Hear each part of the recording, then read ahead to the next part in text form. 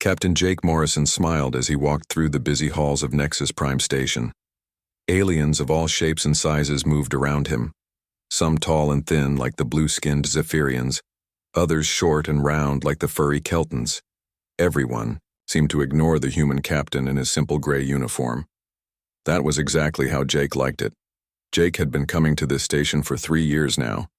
The other species saw him as just another friendly human trader, always ready to help, solve problems between different alien groups. Humans had built this reputation carefully over the past 50 years. They were the nice guys of the galaxy, the ones who never started fights and always tried to make peace. "Captain Morrison," called out Ambassador Veltar, a tall Zephyrian, with skin that changed colors when he was excited. Right now it was shifting from blue to purple, which meant he was happy to see Jake. "How wonderful to see you again, my friend." Jake shook the alien's hand with both of his own the way Zephyrians liked it. "Always good to see you too, Veltar. How are the trade talks going?" "Very well, thanks to your people's help," Veltar said, his skin turning a warm orange. "The Kelton Republic and the Vorthan Empire finally agreed on shipping routes through the Gamma sector. Your mediation skills are amazing." Jake nodded and tried to look modest. "We just want everyone to get along. Trade is better when there's peace." What Veltar didn't know was that Jake had already read every secret message between the Keltons and Vorthans for the past 6 months. Human ships had been watching their fleets, learning their patrol patterns, and mapping every base they had. The mediation was really just steering both sides toward an agreement that helped human interests. "I have exciting news," Veltar continued. "The Council wants to give humans access to the inner trade routes. You would be the first new species allowed in the core systems in over 100 years. Jake's smile grew wider. Those inner routes would give human ships access to every major alien homeworld. "That's incredible, Veltar. We're honored by the Council's trust." As they talked, Jake's wrist communicator buzzed softly. A coded message appeared that only he could see. Colony. Ship Terra Nova was 3 days out from the Kepler system, with 50,000 human families aboard. Everything was going according to plan. Humans now had colonies on 17 worlds and trading posts in 43 systems. To the galaxy, they looked like peaceful farmers and merchants spreading slowly through space. The truth was very different. Every human colony was a military base in disguise. Every trade ship carried enough weapons to destroy a small fleet. Every friendly human diplomat was gathering intelligence for Earth's war planners. But the galaxy didn't need to know that. "Not yet. Captain Morrison," came a new voice. Jake turned to see Commander Lisa Parker approaching. She wore the same simple gray uniform, but Jake knew she was actually an admiral in the human fleet. To everyone else, she was just another cargo ship captain. "Commander Parker," Jake said, keeping his voice casual. "How did the supply run go?" "Very smooth," Lisa replied. "The Alterian system is quite beautiful this time of year." Jake nodded. What she really meant was that human ships had finished installing secret sensor networks around the Alterian homeworld. If war ever came, humans would know about every ship that moved in or out of their system. Veltar looked between them with interest. "You humans are so lucky to have such dedicated space travelers. Most species prefer to stay close to home." "We're curious by nature," Jake said with a laugh. "Always wanting to see what's over the next star." That was partly true. Humans were curious, but they were also very, very careful. Earth's history was full of wars that started because one group surprised another. Humans had decided long ago that they would never be the ones caught off guard. A loud alarm suddenly rang through the station. The lights changed from white to red, and a mechanical voice began speaking in the common galactic language. "Emergency alert. Emergency alert. Attack in progress in the Kepler system. All ships stand by for emergency broadcasts." Jake felt his blood turn cold. The Kepler system, where the Terra Nova was heading with 50,000 civilians aboard. The main viewing screens around the station lit up with a live transmission. A massive alien ship filled the screen, dark red with sharp angles and weapon ports glowing bright orange. Jake recognized it immediately as a Korth Syndicate battleship. The Korth were pirates and raiders who lived in the empty space between systems. "Attention, Galaxy," came a rough voice from the screen. "I am Warlord Grex of the Korth Syndicate. Today we show what happens to weak species who think they can travel through our territory without paying proper tribute." The camera turned to show a human colony ship drifting in space. The Terra Nova. Jake could see blast damage along its hull and escape pods floating nearby. "This soft species thinks they can spread through our galaxy like some kind of peaceful virus," Grex continued. "We will show them the price of weakness." Jake watched in horror as Korth fighters began destroying the escape pods one by one. Each pod held families, children, people who had trusted that humanity's peaceful reputation would keep them safe. Veltar gasped beside him. "This is terrible. Someone must do something." Other aliens throughout the station were making similar sounds of shock and dismay. But Jake noticed something else. Every human in the area had gone completely silent. Their faces showed no expression at all. Jake touched his communicator and spoke a single code word in English. "Thunder." Within seconds, every human on the station received the same message. The act was over. Light years away, Lieutenant Amy Collins sat at her post aboard the human destroyer Defiance. She had been monitoring the Terra Nova's journey, ready to provide escort if needed. Now she watched the live feed from the Korth attack with growing rage. "Captain Stone," Amy called out to her commanding officer. "We're receiving the Thunder code." Captain Rick Stone, a tall man with gray hair and cold blue eyes, stepped up to Amy's station. "Confirmed?" "Yes, sir." "Direct from Captain Morrison." Rick nodded slowly. Around the bridge, other crew members looked up from their stations. The Defiance had been pretending to be a simple cargo hauler for 2 years. That was about to change. "Signal the fleet," Rick said quietly. "Drop stealth protocols. All ships, weapons free." Amy's fingers flew across her controls. Across the galaxy, human ships that had been hiding in the empty space between stars suddenly became visible. Peaceful traders revealed themselves as heavily armed warships. Cargo vessels deployed weapon systems that could crack a planet's crust. On Nexus Prime Station, Jake Morrison looked at Veltar with eyes that were no longer friendly. "You're right," he said in a voice the Zephyrian had never heard before. "Someone should do something about this." The galaxy was about to learn what humans were really like when they stopped pretending to be harmless. Admiral Lisa Parker stood on the bridge of the human battleship Retribution, watching as her fleet moved through space toward the Korth positions. 6 hours ago, she had been pretending to be a simple cargo ship captain. Now she commanded the largest attack force the galaxy had ever seen. "Admiral," called out her tactical officer, Lieutenant Ben Rodriguez. "All ships are in position. The Korth have no idea we're here." Lisa nodded. The human fleet had used cloaking technology that was 50 years ahead of anything the galaxy knew existed.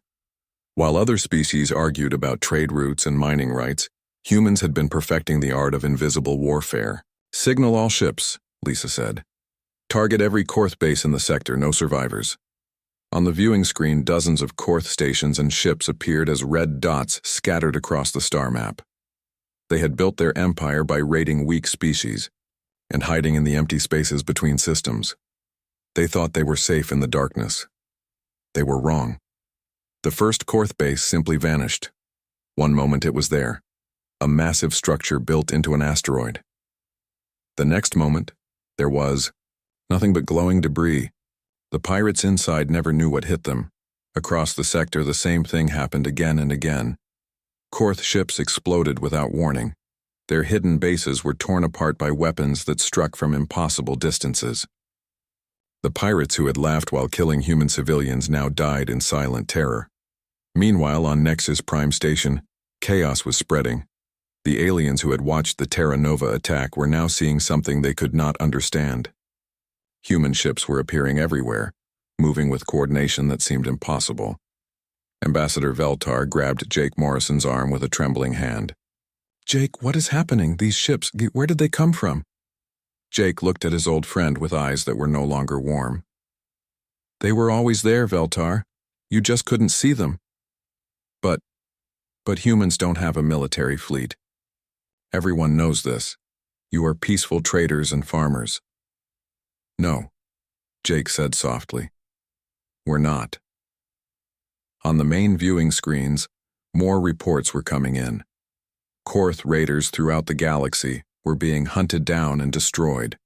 But the attacks were so fast and precise that other species couldn't figure out who was doing it. Dr. Susan Lee, a human scientist who had been studying alien technology on the station for 2 years, walked up to Jake and Veltar. The Zephyrian had always thought she was a simple researcher. Now he could see something dangerous in her eyes. The galactic news networks are calling it the Ghost War, Susan said. They can't understand how an entire pirate empire is being destroyed by invisible forces. Veltar's skin had turned pale gray, the color Zephyrians showed when they were very afraid. Ghost forces? But that's impossible. No species has such technology. We do, Susan replied. We've had it for decades. While you were all watching us smile and bow and ask for permission to trade, we were building the most advanced military in galactic history. Jake touched his communicator and spoke into it. All human personnel, switch to full disclosure protocols. It's time they knew the truth. Across the galaxy, humans who had spent years playing roles as harmless merchants and diplomats began revealing who they really were. Trade missions became intelligence operations. Farming colonies activated planetary defense systems that could destroy entire fleets. Peaceful research stations opened hidden weapon factories. On the Alterian homeworld, Commander Chris Hamilton had been posing as a cultural exchange student for 3 years. Now he stood before the Alterian Defense Council with detailed plans of every military base on their planet. You invited me to study your culture, Chris said calmly. I did. I also mapped every weakness in your defense network. The Alterian general stared at the holographic displays showing their most secret facilities. Somehow this human had accessed information that was supposed to be impossible to obtain. How? Whispered General Timon, the council leader. Our security is perfect. No, Chris replied. It was perfect against alien threats. It was never designed to stop humans. Back on Nexus Prime, Veltar was beginning to understand the scope of what was happening. The trade agreements, he said slowly. The mediation services. The cultural exchanges. It was all intelligence gathering, Jake finished. Every time we helped you solve a problem, we learned how your governments worked.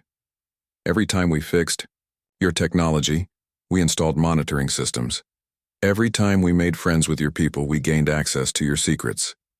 Susan pulled out a small device and activated it.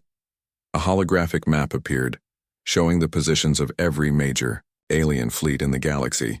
Ship types, weapon loadouts, crew numbers, patrol routes. Everything was there in perfect detail. We know where every one of your ships is right now, Susan said.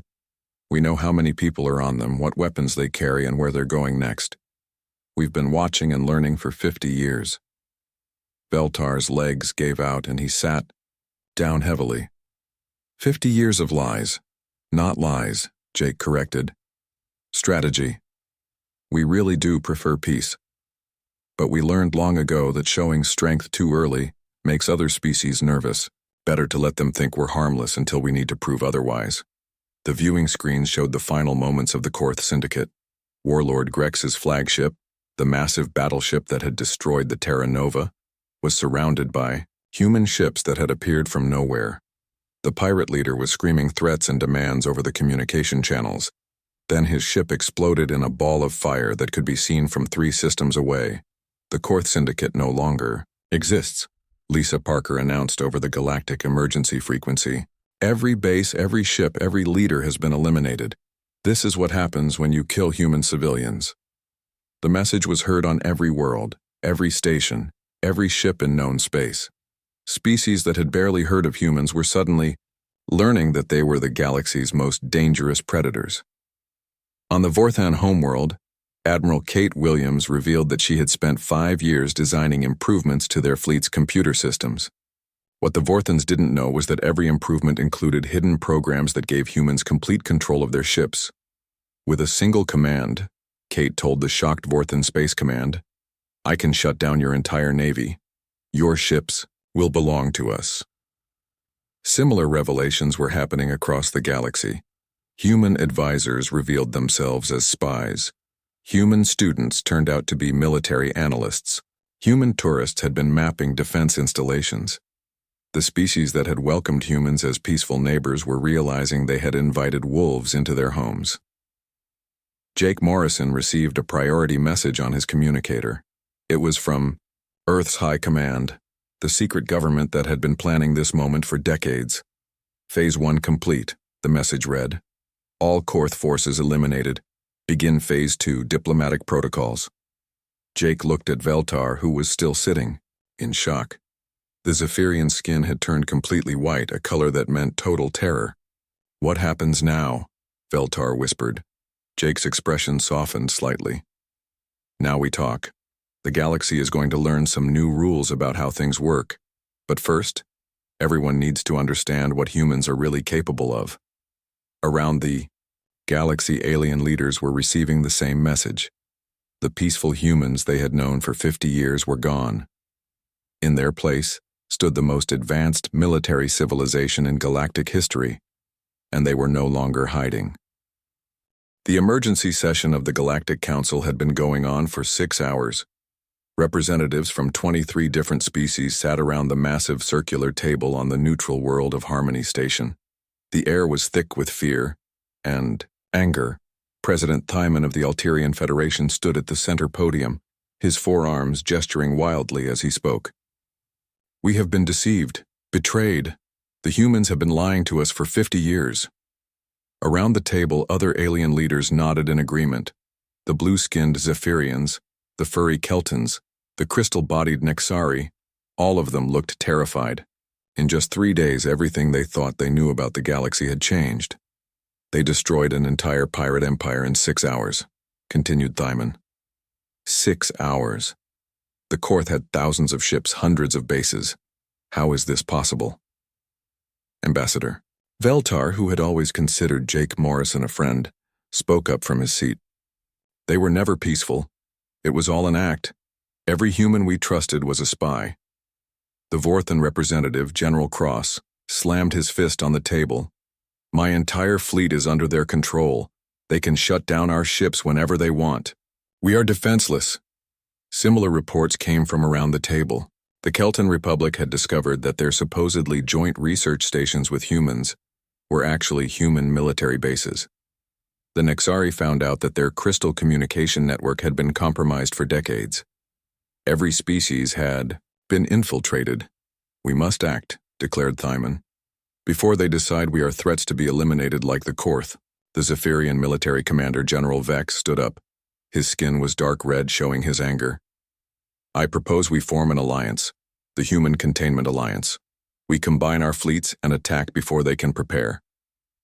But they are already prepared, protested Veltar. They have been preparing for 50 years. Then we die as free beings rather than live as their slaves, Vex replied. One by one, the species agreed. Within 12 hours, the largest military alliance in galactic history was formed. 12 different species, thousands of ships, millions of soldiers, all united against humanity. What they didn't know was that 3 humans were listening to every word. Dr. Susan Lee sat in a hidden monitoring station deep inside Harmony Station. She had helped build the station's computer systems 5 years ago. The aliens thought their communications were secure. They were wrong. Are you getting all this? Susan asked her 2 companions. Lieutenant Amy Collins, now revealed as a senior intelligence officer, nodded. Every word. They're planning to attack in 72 hours. Commander Ben Rodriguez, who had spent years pretending to be a simple cargo pilot, was analyzing the alien fleet movements on his screen. 12 species, but they're not working together well. The Alterians want to attack human colonies first. The Zephyrians want to target Earth directly. The Vorthans are arguing about who should lead. Susan smiled. Perfect. Send the data to Admiral Parker. She'll know what to do. Meanwhile, on Earth, General Chris Hamilton stood in the war room deep beneath the planet's surface. The room had been built in secret 50 years ago. designed for exactly this moment.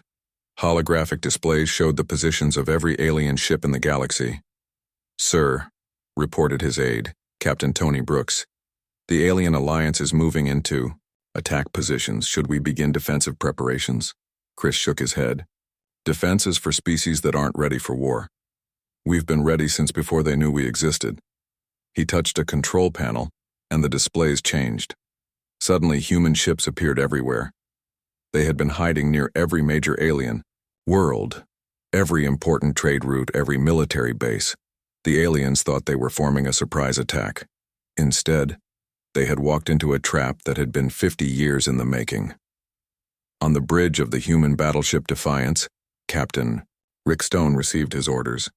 "All ships, begin Operation Lightning. Show them what real warfare looks like." The war began and ended in the same day. The Alterian Grand Fleet, pride of their empire, simply vanished. One moment, 2,000 ships were moving toward the human colony at New Perth. The next moment, there was nothing but empty space and floating debris. The Zephyrian attack force lasted slightly longer. They managed to fire their weapons once before human ships appeared around them like ghosts.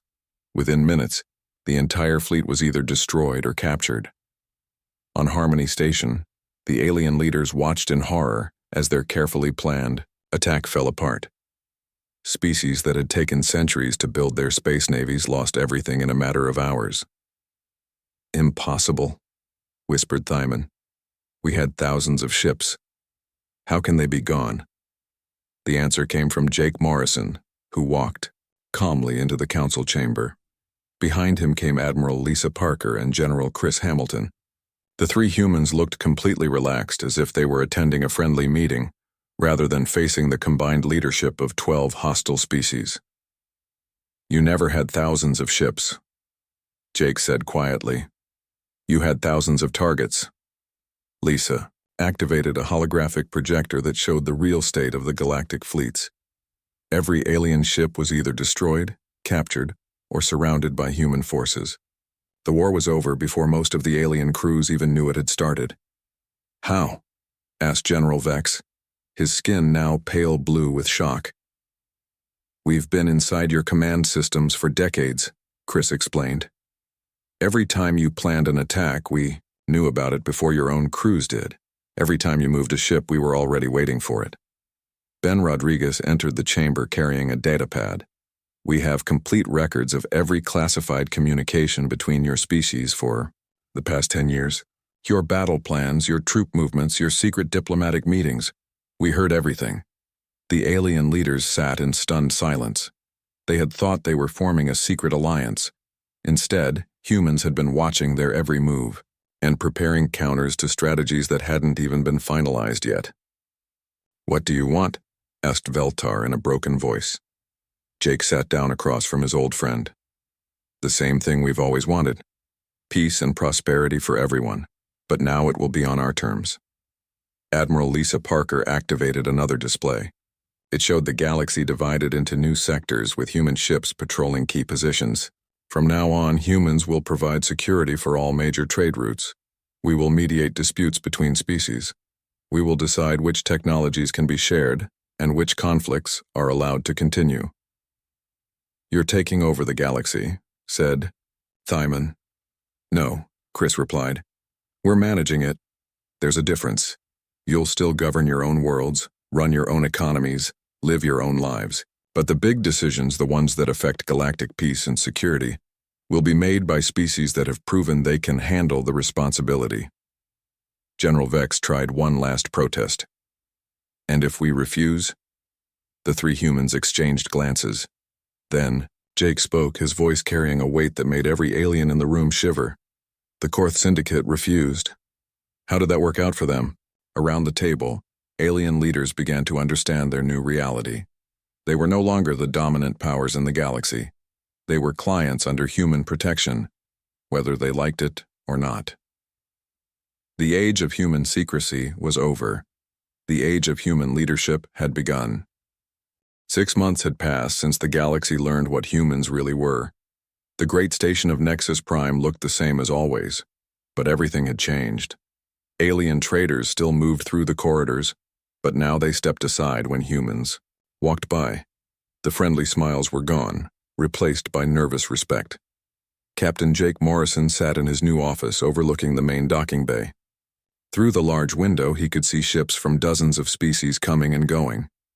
But now every ship had to check in with human controllers before entering the system. The age of uncontrolled movement through space was over. A soft chime announced a visitor. Ambassador Veltar entered, moving carefully as if he was afraid of making noise. The Zephyrian's skin was a dull green color that meant he was trying very hard to stay calm. "Jake," Veltar said quietly, "I have the weekly trade reports you requested." Jake took the datapad and looked through the numbers. Trade between the Zephyrian Empire and the Kelton Republic was up 30%. The Vorthon mining operations were producing record amounts of rare metals. Even the proud Alterians were asking for human help with their agricultural problems. "Everything looks good," Jake said. "Your people are adapting well to the new system." Veltar nodded, but Jake could see the sadness in his friend's eyes. The Zephyrian Empire had once been proud and independent. Now they followed human guidance in everything they did. It was better than being destroyed, but it still hurt. "There is other news," Veltar continued. "The Nexari have completed the crystal array you requested. They say it will improve communication across the entire galaxy." Jake smiled. The Nexari didn't know that their improved communication system would give humans access to every message sent anywhere in known space. Just like the old days, aliens were helping humans spy on themselves without realizing it. "Excellent. What about the research projects?" "Dr. Rodriguez says the Alterian scientists are making good progress on the medical research. They think they can cure the red fever that has been killing Kelton children." That was actually true. One of the benefits of human leadership was that resources could be used more efficiently. Instead of spending money on weapons to fight each other, alien species were now working together on projects that helped everyone. A communication alert sounded on Jake's desk. The message was from Earth, marked with the highest security codes. Jake read it quickly, then looked up at Veltar with the expression that made the alien step backward. "Is something wrong?" Veltar asked nervously. "Maybe," Jake replied. "I need to attend an emergency meeting. We'll continue this later." After the Zephyrian left, Jake activated his secure communication link. The holographic image of President Alex Thompson appeared above his desk. Behind the president, Jake could see the familiar walls of the command center deep beneath Earth's surface. "Jake," the president said without introduction, "we have a situation. Long-range sensors are picking up signals from outside the galaxy. Something big is coming from Andromeda." Jake felt his blood turn cold. "How big?" "Bigger than anything we've ever seen. The signals suggest a fleet of at least 10,000 ships. They'll be here in 18 months. This was the nightmare scenario that human planners had always feared. While they had been building dominance over their own galaxy, something else might have been doing the same thing somewhere else. "Do we know anything about them?" Jake asked. "Not much. The signals are unlike anything in our databases." "But Jake," the president paused, "they're not trying to hide. Whatever these things are, they don't care if we know they're coming." That was the most frightening part. Humans had spent 50 years hiding their true nature because they knew that showing strength too early could make enemies. But these newcomers were announcing their presence to everyone. Either they were incredibly stupid, or they were so powerful that they didn't need to worry about being detected. "What are your orders, sir?" Jake asked. "Begin Phase 3 protocols immediately. It's time for the galaxy to learn what we're really capable of." Jake understood. Phase 3 was the plan for dealing with external threats. It meant revealing technologies that humans had kept hidden even from themselves. It meant turning the galaxy into a fortress. "And the aliens, sir? They're about to become our partners whether they like it or not. We'll need every ship, every soldier, every brain we can get." 3 hours later, Jake stood before an emergency session of the Galactic Council. But this time the atmosphere was different. Instead of fear and anger, he saw confusion and concern. The alien leaders had been told only that humanity had an important announcement. "Fellow beings, Jake began, using the formal address that humans had avoided for 50 years. We have received disturbing news from our deep space monitoring stations. A large fleet is approaching our galaxy from Andromeda. They will arrive in approximately 18 months. The reaction was immediate. Alien representatives began talking all at once, their voices mixing into a chaos of different languages and panic. General Chris Hamilton stepped forward and activated a holographic display that showed the approaching fleet. The images were grainy and unclear, but the size of the formation was obvious. It stretched across space like a dark cloud. We estimate at least 10,000 ships, Chris said. Possibly more. They're using technology we don't recognize, and they're not responding to any communication attempts. President Thyman of the Alterian Federation raised one of his forearms. What does this mean for us? It means, said Admiral Lisa Parker, as she entered the chamber, that all our previous conflicts are now meaningless. We face a threat that could destroy every living being in this galaxy. The alien leaders looked at each other with new understanding. For 6 months they had been angry about human dominance. Now they realized that human protection might be the only thing standing between them and extinction. What do you propose? Asked Veltar. Jake looked around the room at faces that had once shown him friendship, then fear, and now desperate hope. We propose that we work together as we never have before. Humans will share technology that we have kept secret even from ourselves. In return, every species will contribute their unique abilities to our common defense. Dr. Susan Lee activated another display that showed technical diagrams unlike anything the aliens had ever seen. We have weapons that can destroy stars, ships that can fold space and time, defenses that can protect entire solar systems. But we'll need your help to build enough of them in 18 months. The scale of what she was showing made the alien representatives gasp. The technology that had defeated their fleets so easily was nothing compared to what humans had been hiding. You've been holding back, whispered General Vex. We've been holding back a lot, Lisa confirmed. The question now is whether we can work together fast enough to be ready when they arrive. One by one, the alien leaders agreed. The Zephyrians would provide their expertise in crystal technology. The Vorthons would offer their mining capabilities. The Alterians would contribute their agricultural knowledge to feed the workers. Even the proud Nexari agreed to help.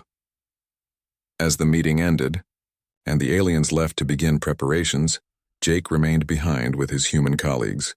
Through the windows of the council chamber, he could see alien ships already changing course toward human shipyards. Captain Amy Collins approached from the communication station.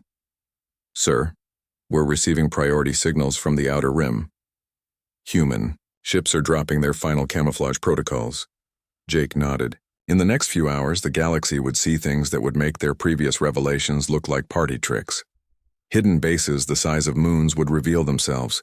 Factory ships that could build entire fleets would emerge from empty space. The true scope of human preparation would finally be visible. Signal all human commanders, Jake said. Begin full disclosure protocols. It's time to show the galaxy what we look like when we're actually trying. The aliens thought they had seen humanity's true face when the humans dropped their peaceful act. They were about to learn that they had only seen the beginning. The real test was coming from the dark between galaxies, and humanity was finally ready to meet it with everything they had.